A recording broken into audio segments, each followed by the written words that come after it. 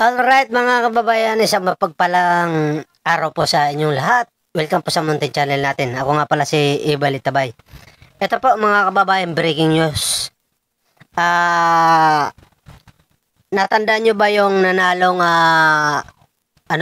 tawag dito, bagong henerasyon na party list na nanalo na hindi prenoklama ng kumilik dahil dito sa kanilang kinakaharap na may naghain sa kanilang petisyon.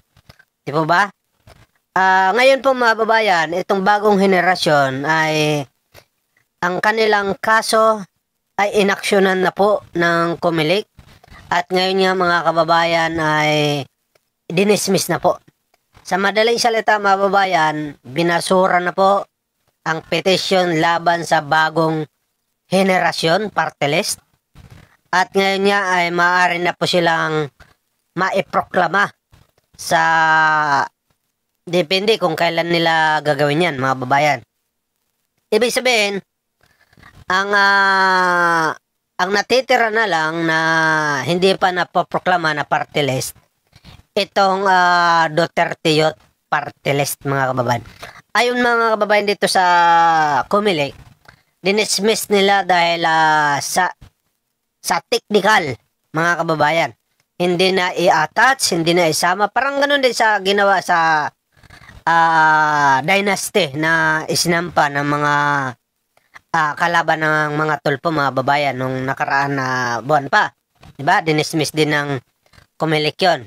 Ganito rin ang ginawa sa bagong henerasyon, mga babayan. At congratulations dito sa bagong henerasyon dahil wala na silang kaso. Maaari na po silang maiproklama mga kababayan, ano? Pero sabi ng Comelec, depende pa rin, baka maghain daw ng counter, diba? Or maghain ng tawag dito, motion, itong kalaban ng bagong henerasyon, mga babayan. Kaya titingnan pa rin po nila mga babayan. Pero at least okay na. Wala nang problema. Yung bagong henerasyon party list, maaari na po sila maiupo anumang oras, maiproklama anumang oras mga kababayan. Ang natitira na lang dito ay itong Duterte Youth. Puro ka kasi pagbabanta. And hindi obra kasi yung mga pagbabanta ngayon, pambera. Alam nyo kailangan nyo yun, sa panahon nyo yun, utak. Kailangan mo makisama. Diba? Yun lang ang akin sa mga Duterte, no? Kung gusto nyo talaga may proklama, diba? Gamitin nyo kasing utak nyo. Mga tinagurihan kayo mga may pinag-aralan, matalino. Pero ang utak ninyo, low. Diba? Mababa. Bakit? Dapat ang diskarte ninyo, mahinahon. Mahinahon. Pinipigilan nyo dapat ang inyong mga damdamin. Huminahon lang, huminahon. Hanggang sa, diba, pagpapakumbaba. Ano ba naman yung magpakumbaba muna kayo?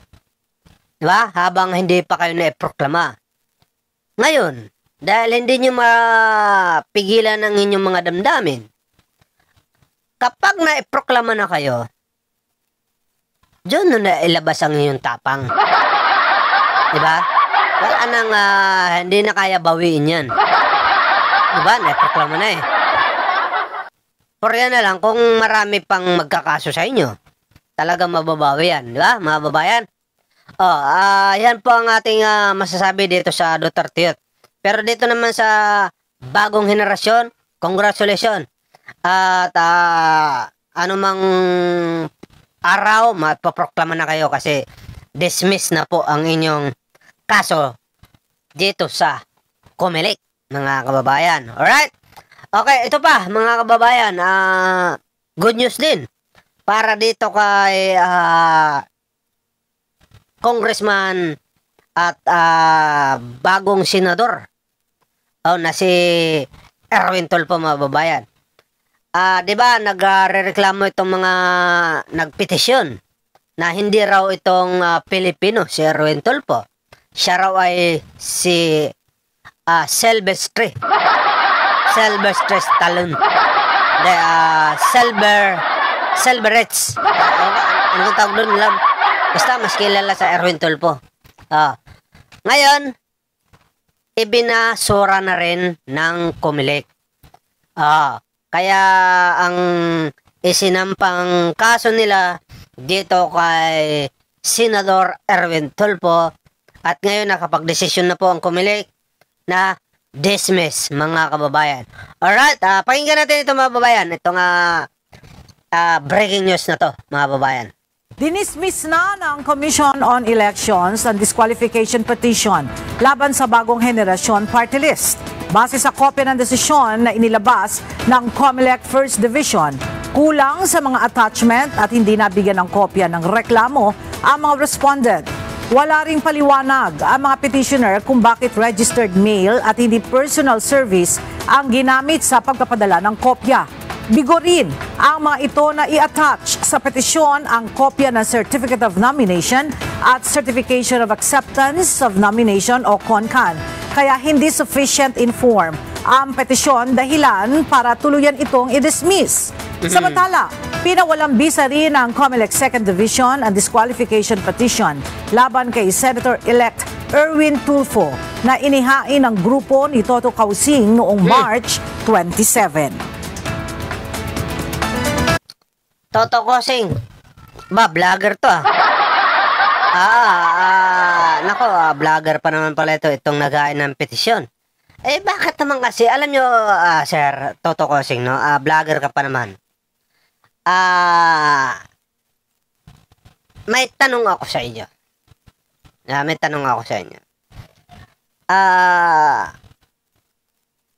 Si Erwin Tulfo ay sinagot niya na raw itong sa Comelec na isinampa ninyong kaso dito sa kanya na siya ay di umano ay US citizen.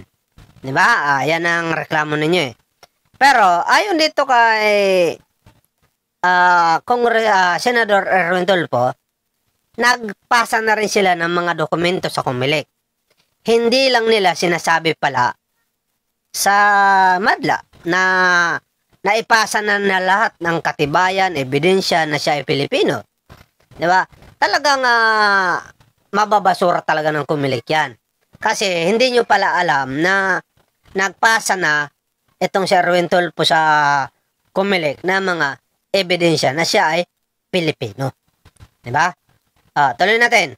Doon po sa naging desisyon, nakita po nila hindi pala naman nag-copy fairness ng mismong ang ginawa ay sinabi mayroong registered mail. Dapat po kasi personal service yun mismo sa respondent. So yun pa lang po ay nakita ng ground. Hindi na po pumunta sa merits para i-dismiss ka agad ang kaso. Ayan mga babayan, dismiss ang kaso dito kay Hugpo ng Bagong Henerasyon at saka dito kay Senador-elect Erwin Tulfo. Pero mga babayan, ito, kinuha po ang pahayag ni Erwin Tulfo kung anong masasabi niya dito sa bagong balita na good news para sa kanya. At ito po ang kanyang sagot, mga kababayan, dito sa mga media, no? Ito po, pakinggan natin ang kanyang sagot dito.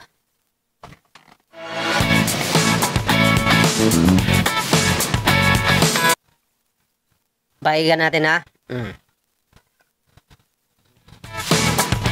Reaction daw po dun sa dismissal ng DQ, ng disqualification against. Well, kasi parang paulit-ulit na lang. Citizenship, nasagot na eh. Ilang beses na final yung citizenship. Nasagot naman na sana humingi na lang sila sa COMELEC dahil nag-file kami nung may dokumento kami na galing sa US Embassy.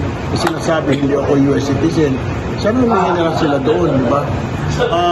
yung meron din yung kaso pati yung sa kwan, yung dynasty. Wala pa namang batas, di ba? So, tsaka pag ang dami tumatakbo ngayon na magkakamag-anak. Ba't kami lang? So, pero sabi ko willing naman ako. May punto, may punto. Actually, magko-co-author pa nga ako kay Senator Lacson. Magpa-file daw siya. Sabi ko, boss, baka pwede sumama dyan. Magko-author ka. Pag bumasa ng bata yun, di ba? Pero yung latest daw po, Senator, dismiss na daw po yung... Kaya nga, yung it's a citizenship na naman yung issue. Pati dynasty yata. So, paulit-ulit na eh. Pangatlo na yata ito. Pangalawa, pangatlo. So, wala na sasagutin. Lagi na lang ganun eh. Parang nire-rehash lang. Pero maraming salamat po. Una sa lahat, pasalamat doon sa Panginoon Diyos. Pangalawa, doon sa Comelec Bank na talagang pinag-aralan nila yung kaso. Wala naman talagang basis. Kasi may kompleto naman yung mga dokumento namin. Ayan, mga babayan. Yan ang sagot ni Congressman Senador Erwin Tulfo, mga babayan. Dito sa mga naghain ng petition laban sa kanya. Dapat daw humingi nilang kayo ng dokumento sa Comelec kasi naipasa na lang daw nila yan doon. Ipaliwanag na. So, sa madaling salita, mga babayan, kasi alam ko, pag naghain ka ng petition, magbabayad ka. In short, nagsasayang lang kayo ng oras at pera. Siguro marami kayong pera. Diba? Ayan mga kababayan. Congrats sa mga dito sa hukbong bagong henerasyon. Hukbo tuloy. Sa bagong henerasyon at saka dito ka Erwin Tulfo.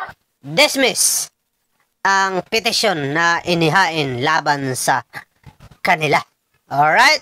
Congratulations sa inyo lahat Ay, mga babayan, bago lang ka ba kayo sa channel natin, huwag ka na mag-atubili pa na i-like ang ating subscribe button dyan, mga babayan, Dahil yan naman ay libre. At syempre, pakilike na rin po ng ating video. Dahil higit sa lahat, yan po ay libre, mga babayan.